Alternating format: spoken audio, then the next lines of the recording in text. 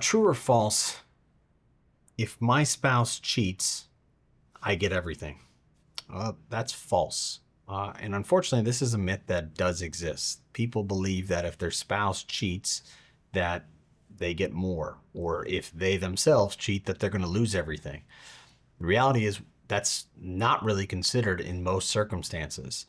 Infidelity is emotionally taxing. It can cause a lot of heartache and trauma, but when we get actually into the divorce process, it's not something that the court's going to take into consideration in most cases. There's one exception. If there's a lot of money spent on this affair, that may be considered when we're dividing what's left over.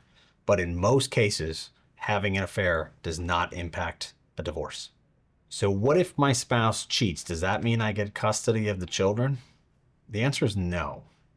Infidelity is emotionally taxing. It's hard for people to go through, but an affair in and of itself does not impact child custody.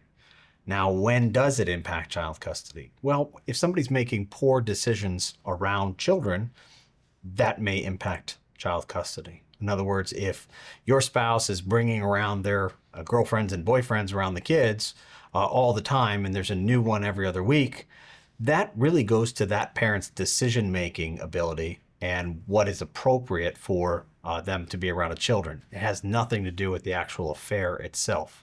So you have to understand, an affair is emotionally taxing, but it doesn't impact the custody of your children.